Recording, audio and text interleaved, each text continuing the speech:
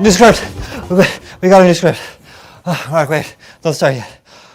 Script? Here, I printed a copy for you.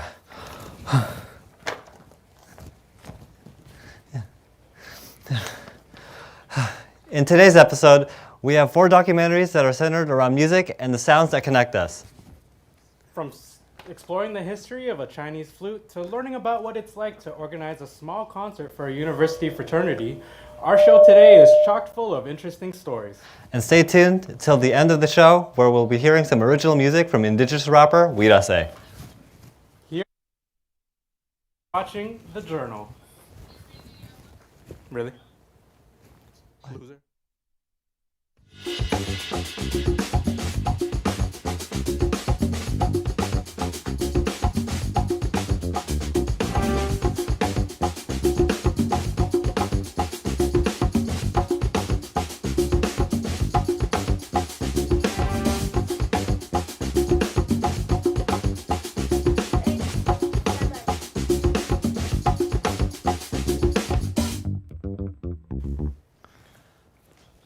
Hello, everyone, and welcome to this week's edition of The Journal. My name is Ian Yeto, and this is my co-host. I already did that part. Oh, sorry. Do you want to? Live from the Centennial College Story Arts Center, this is The Journal, a show where we feature some of our students here at the broadcasting program.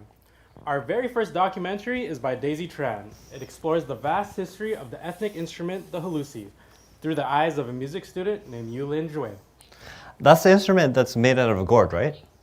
Yeah, it is, actually. I'm pretty surprised you didn't know that. Look, I'm not just a pretty face. You already watched the doc, didn't you? Yeah. Oh, God, Ian.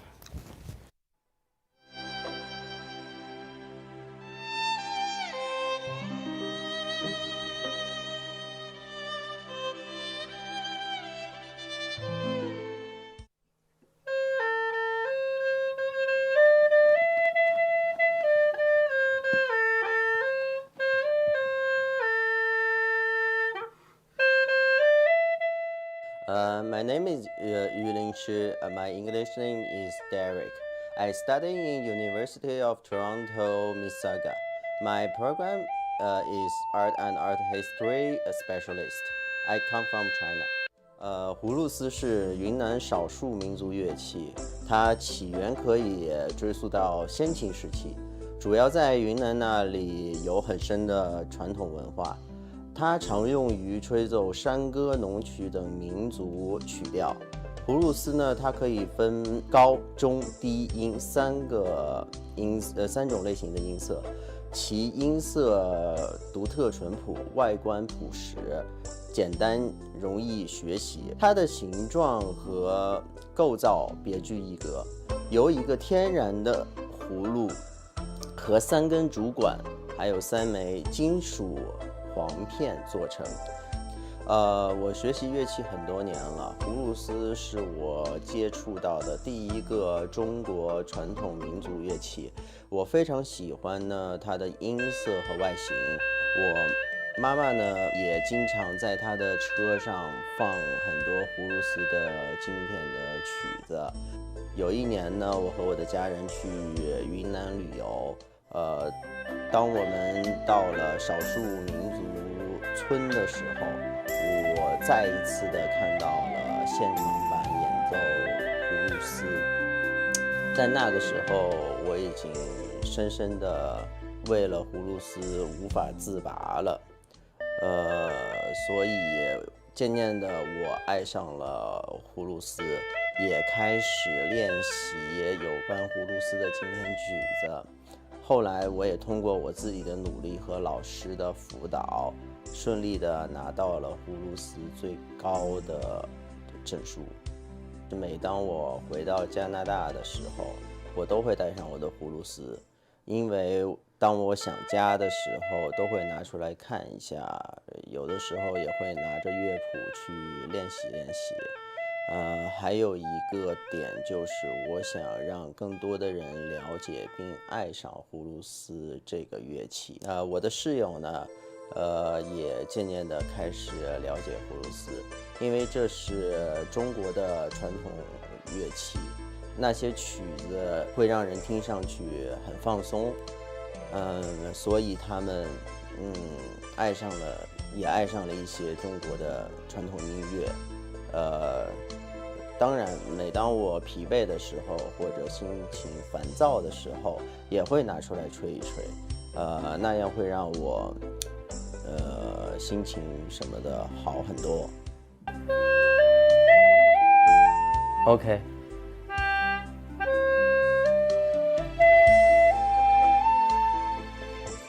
葫芦丝它以独特的音色还有民族文化，它成为了世界最著名的民间音乐之一。学习葫芦丝不仅能让我更深的感受到博大精深的民族音乐，还能让我身体健康。学习葫芦丝可以让我带来更多的锻炼的机会，以及通过音乐来认识更多的朋友。Wow, the Halusi is a really cool instrument, don't you think? What are you doing? Oh, I was just inspired by the doc, and I just wanted to try and make my own instrument. I present to you the Ian Tar. It's like a guitar, but I made it. Well, speaking of music, our next doc follows a young musician who organized a small university concert at the Sigma Chi fraternity house. Adam Bay spent months planning and preparing the show and gave us some insight into how the show came together. Up next is Elevation, and afterwards, we'll be talking with the documentary's creator, Kay Podgroka. My name is Adam Bay, and I was one of the organizers of the show.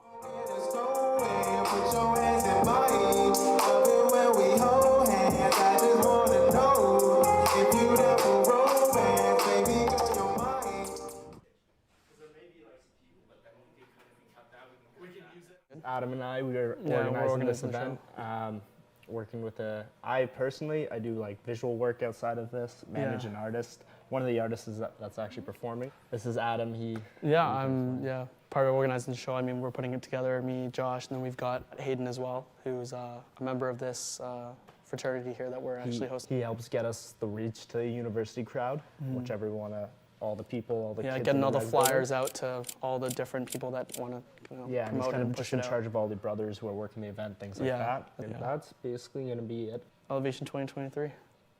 Let's go. It's going to be a good show tomorrow. Exactly. It's an interesting time. It feels like we're starting something kind of like that's unique in that scene, because I haven't really seen anything like it, because there's obviously lots of music events, but none specifically tailored to like the university demographic, which I think is severely undertapped in Toronto, to be honest.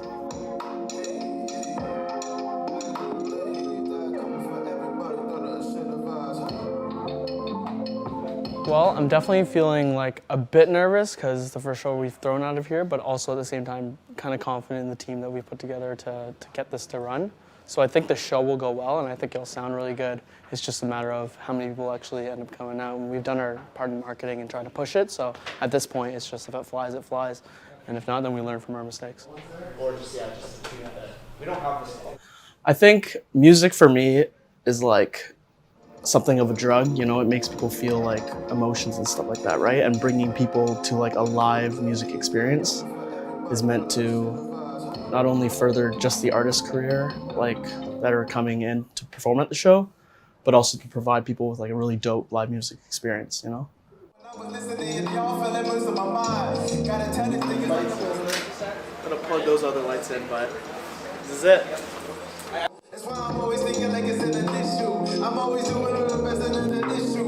Now everything's ready to go, and we're just waiting now on the artists for people to come through and like hopefully for people to enjoy the event, you know?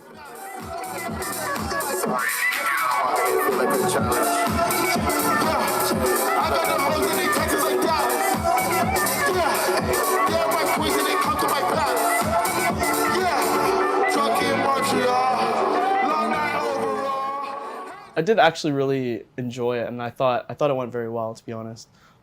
It's kind of like middle of winter, you know, it's a little colder. So we didn't expect to obviously sell out. I mean, I was really hoping we would, but we were like kind of like it's maybe a little cold, people might not come out. But we ended up selling over half the tickets. We sold like 160 tickets. So that in itself, in the middle of winter, for the first event of its kind that we were throwing for the university demographic, like I think it went like very well. Everybody all around that I heard that went to the show, they were like, yeah, it was super awesome. Like we loved the music, it looked awesome, like felt great, like so yeah, I think it went pretty well.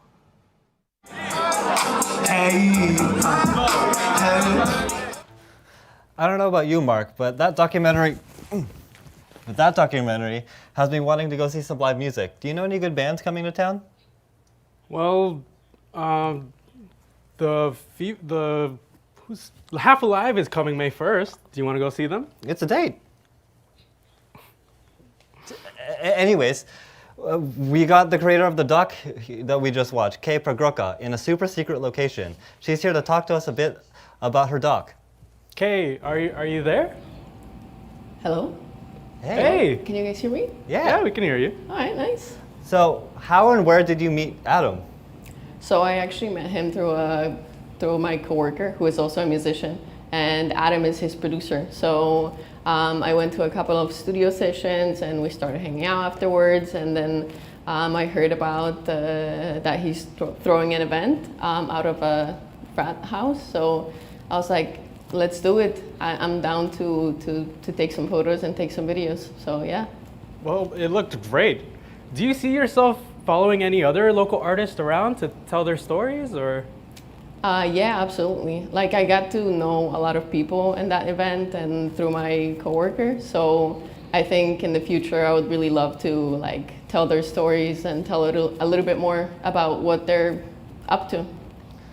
Okay, and lastly, Kay, what do you think about my Ian Tar? And do you think I could have a chance of making a Unfortunately, that's all the time we have for this interview. Thank you so much for your time today, Kay.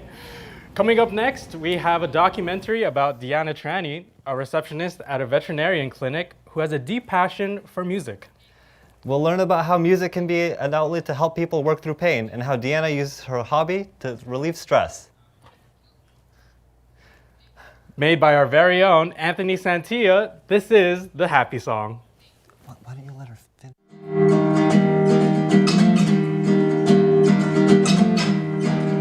Hey there, my name's Deanna Tranny. I'm 28 years old and my passion is music. So I originally fell in love with making my own music when I was in elementary school.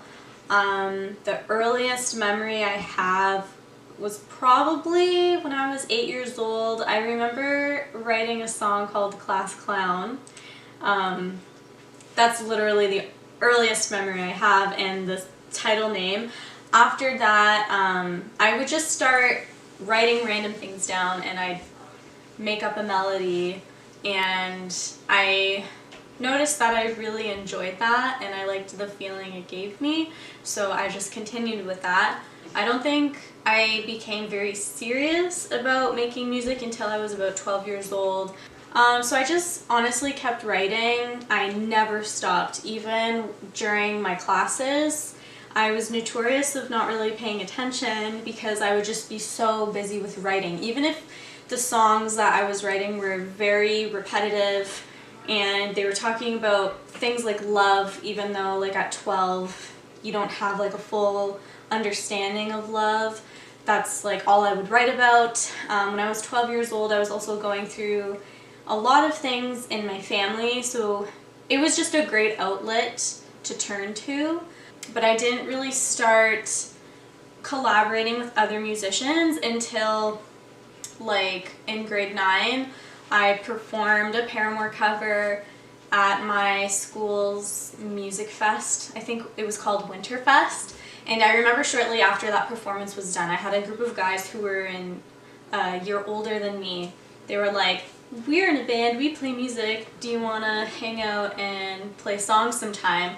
So it wasn't until that summer, at the end of grade 9, where I went to like Corey's garage, and it was my first time ever playing with people. It was me, Corey, and Chris. And we did a Kings of Leon cover, and that was my very first time performing with other people.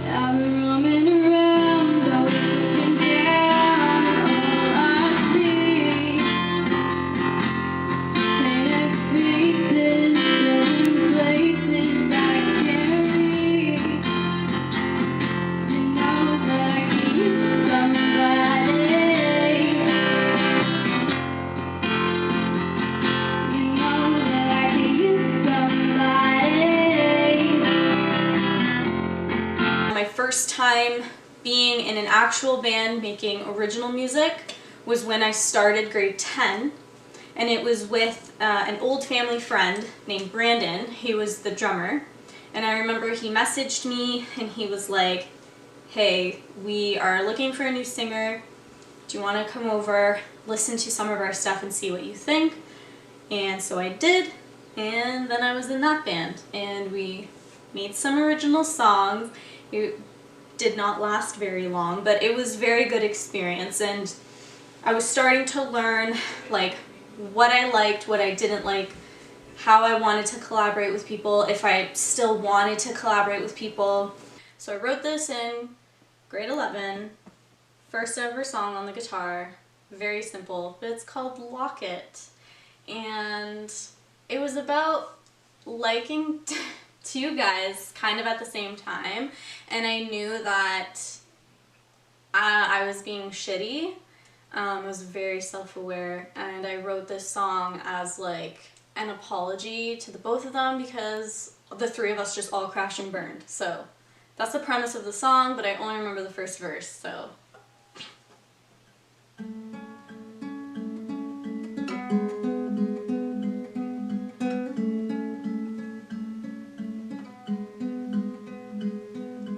I've got a dark, dark secret. I threw out the key. It's tied within the lock. It's forever a mystery. I'm a walking tragedy. Such a blinded fool broke. Too many hearts, my words are the breaking tools.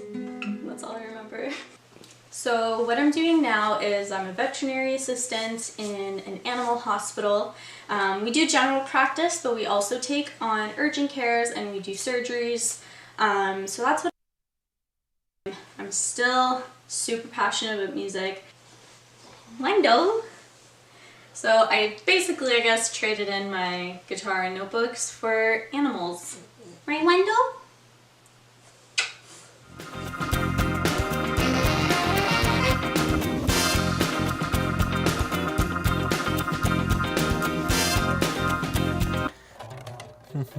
You know, me and Deanna are basically the same, right? Well, do you play guitar?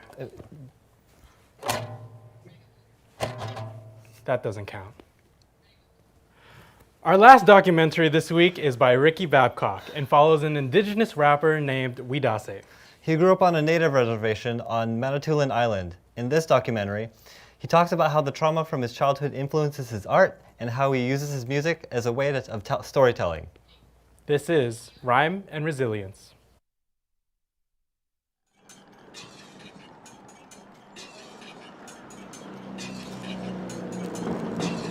Trap-wise, demon cars and that capsize when the chills freeze that marrow, cause that motherfucking skin frill. Don't let the motherfucking devil tell you I don't exist. Don't fucking fall for the oldest trick in the book, bitch.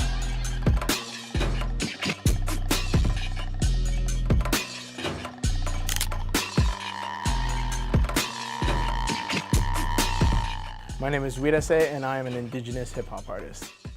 Life on a reservation, for me personally, was, in retrospect, now, I find it extremely boring. There's not much to do. When you're a kid, you don't see all of it. I feel like going there now, it feels kind of hopeless because there's not a lot of jobs that can give you enough money to leave. I think a lot of things that happened to me on my reservation just were traumatic, and it just, for me, music is my expression. It's how I get through that, you know what I mean? I have tons of songs that are just personal stories from the reservation or my thoughts about reservations.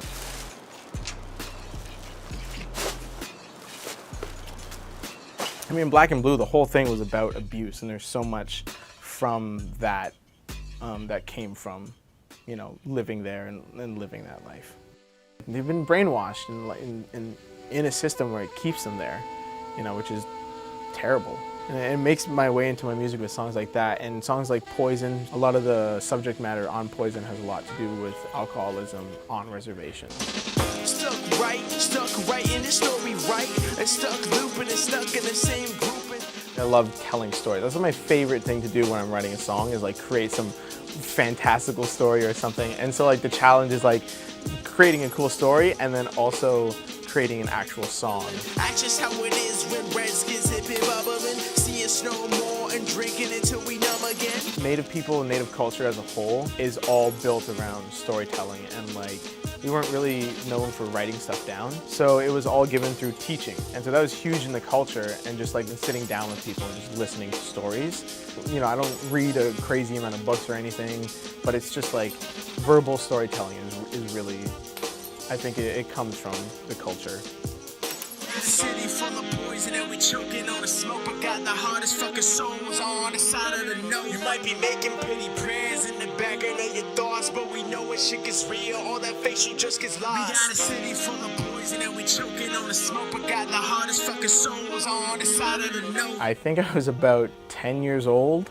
I didn't really do it at all on the reservation, but when I moved here and I lived in Richmond Hill, like that's where it started. That's where I recorded my first song. And then from there, I never stopped. Grade 8 was when I was handing out CDs in middle school, and I was just like, which is crazy to me. In grade 8, are you kidding me? Like, how old are you in grade 8? Like a lot of like my mom and my dad, like all my other uncles on my mom's side are all musicians, and they're like, damn, like this kid, like look at this kid, like he's actually like making all his own music and stuff like that. Like you there, but really you just a hard decoy, watching through the trenches, brothers, sisters, and elder, like you talking like you ate in the help a handle debater, right? You faking shit, lying more than the truthers might. I do it all greater with little more than a working mic. Yeah. After listening to my music, I hope they do a little bit of research on whatever, you know what I mean? Like, overall, I hope they like learn something. I hope it sparks an interest in them and be like, oh man, like if I'm talking about, you know, the alcoholism or like the conditions on reservations, and like, well, what are the conditions on reservations? Like clearly they're bad, and hopefully they look into it and they're like, oh wow, they're really bad. You know what I mean? Like I did not know that Canada treated the Native population so poorly. Like I hope something like that happens after listening to my music.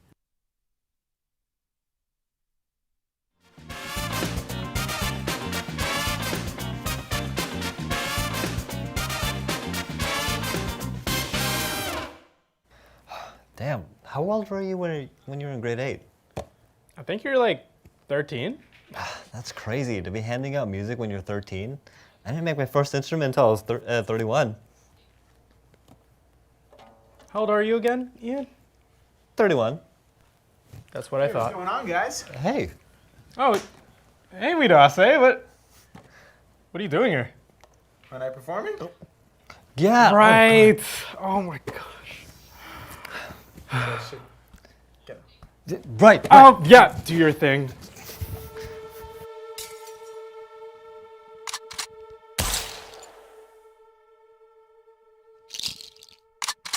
Do what I do, flexibility, twister, take a fucking soul out too, sinister. I cook rock, roll up in the dough, stones, only clientele, fucking rotted bones. Weak minds, weak bones, and no growth. Biggest gang, top to bottom, south to north. Men in black, men in blue, cockroach. Maybe life's a little dim, right? Maybe, just maybe, I can help you out, homie. Take a little break from the donuts and the coffee, right? And take a little break from the bars. Maybe take a little hood off. Fucking Nazi and smoke on his pipe in his sketchy motel. Fucking dose on the house. Monopoly, properly. Let the fucking steam go on mission now. Last mission, last night you cruise, right? Rolling in the hood, looking for some trouble, right? Maybe young man seeing double. Smoke a little more, fucking fiend, it's free. Smoke till you can't fucking see. Smoke screen, smoke it like dough, right? Sign a little note in this book, bitch, bottom row. Right, one question, one demand, no badge, no hat, no taser with no gat, no baton, no cuffs and no fibs. You a fucking pig, I'm a slop man, get it now. And I'm a puppy full of junk, silly, watch you fucking crash yourself, fucking pork belly. You a fucking pig, I'm a slop man, get it now. Get it now, huh?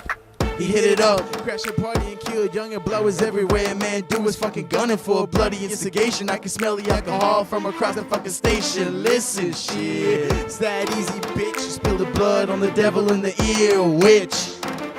No fairy tale, I'm a wolf and you looking real good, flashing blue and red, riding hood. Right, one question, one demand, no badge, no hat, no taser and no gat, no baton, no cuffs and no fibs. You a fucking pig, I'm a stop man, get it now. And I'm a puppy full of junk, silly, watch you fucking crash yourself, fucking pork belly. You a fucking pig, I'm a stop man, get it now, get it now. Right, one question, one demand, no badge, no hat, no taser and no gat, no baton, no cuffs and no fibs. You a fucking pig, I'm a stop man, get it now. And I'm a puppy full of junk, silly, watch you fucking crash yourself, fucking pork belly. You a fucking pig, I'm a stop man, get it now, get it now. I love it all, smells and smoke in the throat. Choke, all with your eyes in the sky, big brother, no wonder who the fuck watches you, no mother. Call me vigilante, whatever, help you sleep, brother. As the moon rise and the sun fall, it'll hit you like a knee in the neck. I feed my fucking stock to the killers who stole breaths. Right, one question, one demand, no badge, no hat, no taser and no gat, no baton, no cuffs and no fibs. You a fucking pig, I'm a slot man, get it now. And I'm a puppy full of junk, silly, watch you fucking crash yourself, fucking pork belly. You a fucking pig, I'm a stop man, get it now, get it now.